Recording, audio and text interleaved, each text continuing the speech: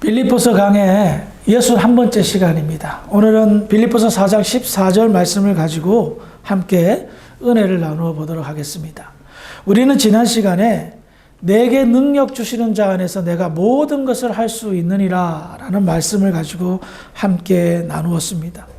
바울이 어떤 형편에서든지 자족할 수 있는 능력이 있다는 것을 알림과 동시에 진정한 그리스도인은 예수님 안에 살게 될 때에 참된 능력을 발휘하며 그로 인하여 자족하고 기뻐하며 행복한 삶을 나눌 수 있다고 함께 나누었습니다. 그렇습니다. 참된 그리스도인은 내가 모든 것을 할 수 있는 것에 관심을 가지는 것보다 내가 주 안에 있는 것에 더 큰 관심을 가져야 된다는 겁니다.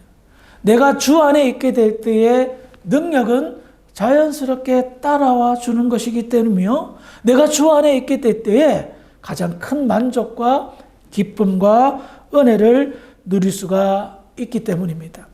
바울은 이와 같은 점을 강조한 후에 오늘 본문 말씀인 빌립보서 4장 14절에 이렇게 말합니다. 그러나 너희가 내 괴로움에 함께 참여하였으니 잘하였도다.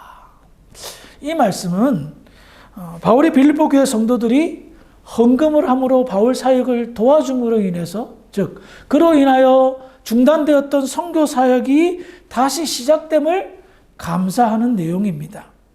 그런데 다시 한번 반복해서 고맙다고 했는데도 또 이 말씀을 합니다.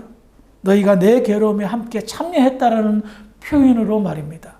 그렇다면 우리는 여기에서 바울이 빌립보 교회 성도들이 헌금에 동참해서 바울 사역을 돕는 것을 내 괴로움에 함께 참여했다라고 표현하고 있는데요.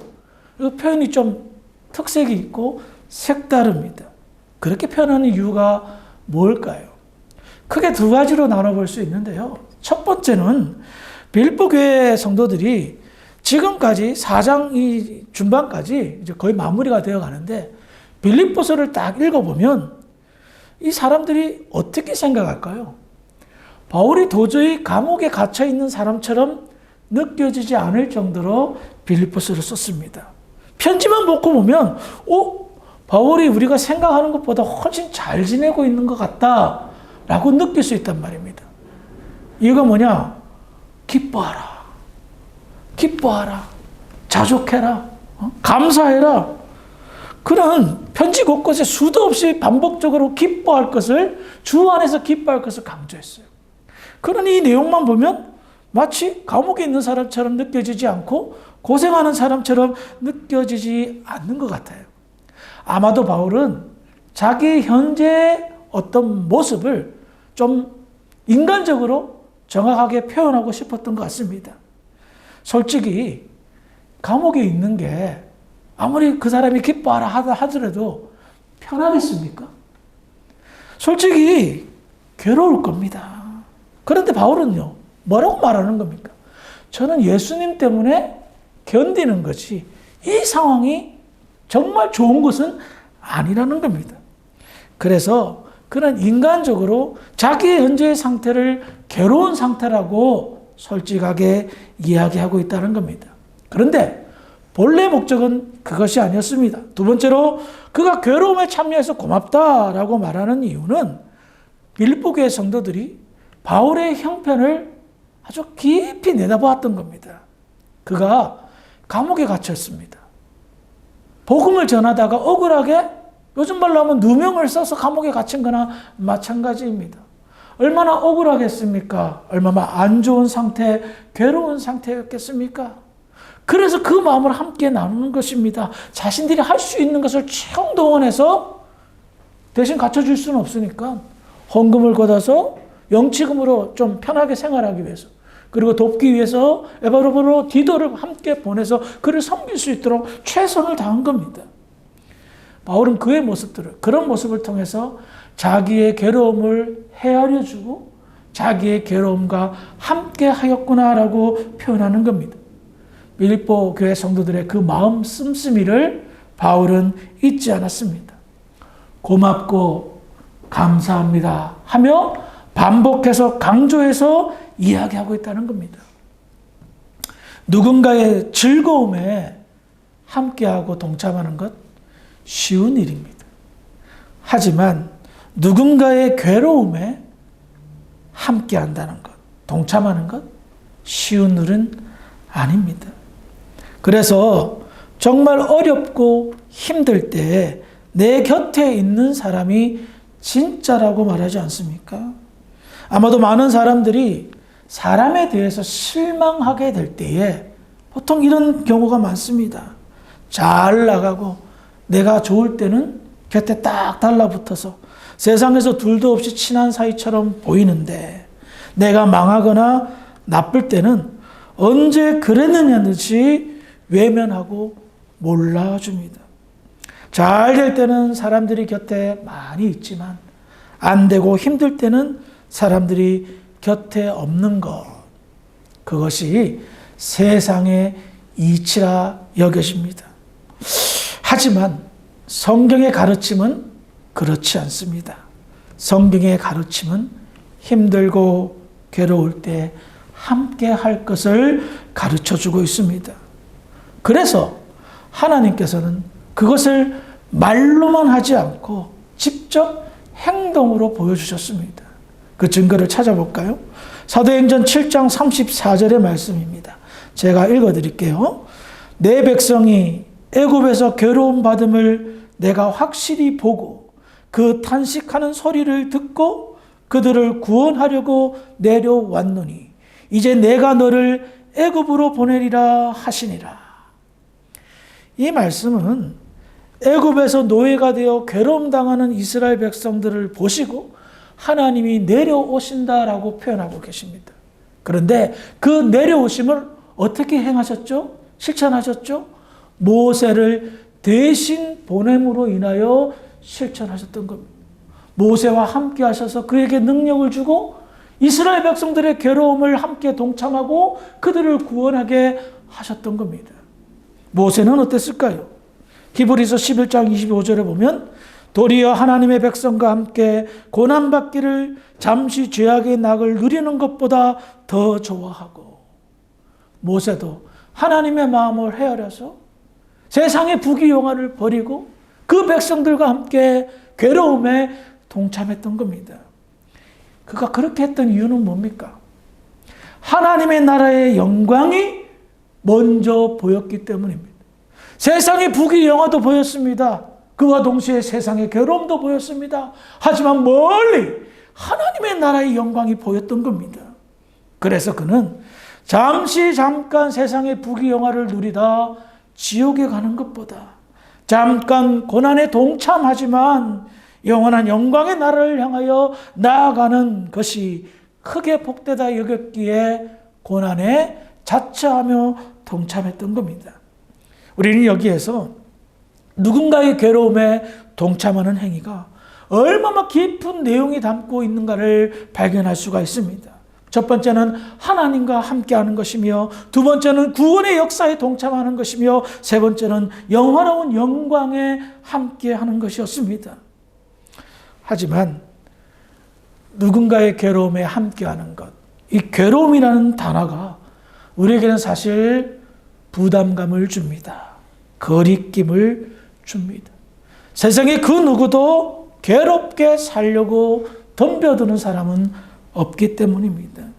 하지만 이 부담이, 이 거리낌이 복음과 연관되어져 있다면, 하나님의 나라와 연관되어져 있다면, 하나님의 자녀 혹은 하나님의 종과 연관되어져 있다면 망설일 것이 아니라 감사함으로 기꺼이 동참하는 것이 지혜로운 것임을 알 수가 있습니다. 정말 세상에 살면서 배신을 당하는 기분을 몇 번 느껴봤습니다. 힘들고 어려울 때에 함께하고 잘해주었던 사람들이 곁을 떠날 때의 그 배신감은 인간적으로 큰 좌절과 낙심을 얻습니다. 이제는 하도 많이 당해가지고 면역이 될 정도입니다. 여러분 어떻습니까? 그로 인한 상처가 치유되지 않고 영원히, 아니 지금까지도 괴롭히고 있지는 않습니까? 어느 날 갑자기 문득 생각나서 화가 나고 열받고 그로 인하여 뭔가 막 그냥 하는 분들 있잖아요. 그거 다 쓸데없는 겁니다. 지나간 것은 묻어두고요. 내가 그것을 이겨내려면 누군가의 즐거움과 함께 할 뿐만 아니라 누군가의 괴로움에 자기의 경험을 살려서 함께 해 주시기 바랍니다. 아마도 우리가 그런 괴로움을 당했던 이유는 위로자가 되게 하기 위한 하나님의 섭리가 아닐까 싶습니다. 그래서 망설이지 말고 거리끼지 말고 그와 같은 괴로움에 동참할 때에 하나님이 커다란 영광을 받으실 줄 믿으시기 바랍니다. 빌립보 교회 성도들은 바울의 괴로움을 느꼈습니다. 그래서 그를 위로하고자 함께 하였습니다. 도와주었습니다. 마음을 써주었습니다. 바울은 그들의 마음을 받았습니다. 위로를 받고 힘을 얻었습니다. 세상에서 좋은 것을 함께 나누는 것 어떻게 보면 쉬운 것 같습니다. 하지만 어려운 것을, 괴로운 것을 함께 하는 것은 어렵습니다. 그렇기 때문에 가치가 있는 것입니다. 그리고 그 가치를 하나님께서는 높이 평가해 주실 것입니다. 누군가가 괴로움을 함께 해주고 힘이 되어졌다고 생각해 봅시다. 시간이 지나면 내가 괴로움에 함께 해줬던 것 나는 잊어버릴 수도 있습니다. 그런데 은혜를 아는 사람은 그것을 가슴에 묻죠. 담아둡니다. 그래서 또 다른 선행으로 나아갈 수도 있습니다. 그런데요, 사람도 은혜를 아는 사람은 잊지 않고 갚아주는데 천지를 창조하신 우리 하나님께서 잊어버릴까요? 내가 사랑하는 자녀가 괴로움을 당하고 있어요. 그런데 모세를 통하여 이스라엘 백성들을 도와주듯이 누구를 통하여 그를 도와주게끔 성령의 감동을 줬어요. 그래서 괴로움에 함께 동참했어요. 우리 하나님께서 잊어버릴까요? 아니요. 하나님 마음에 새기실 거예요. 그리고 하나님의 나라에 들어오면 제일 먼저 반기시면서 그때 그 이야기를 꺼내실 거예요. 네가 내 아들의 괴로움에 내 말에 순종해서 함께 동참해줬구나. 그때 그것을 나는 평생 잊지 않고 영원히 잊지 않는다. 고맙다. 고맙다. 하나님의 그 말씀 왠지 우리의 가슴을 뭉클하게 하지 않을까요? 우리가 하나님께 그냥 고개 숙이고 감사합니다. 감사합니다 해도 모자랄 판에 하나님께서 우리에게 고맙구나라고 말씀하신다면 그것보다 더 큰 상급이 어디 있겠습니까? 그것보다 더 큰 영화로움이 어디 있겠습니까? 그래서 성경은 반복적으로 믿음이 있다면 착한 행실, 선한 사업 이것을 강조합니다. 이유가 뭡니까? 착한 행실과 선한 사업을 통하여 누군가의 괴로움에 동참하여 그들의 괴로움을 위로하게 하기 위한 하나님의 나라의 샘플, 천국의 모델의 모습을 보여주게 하기 위함이는 겁니다.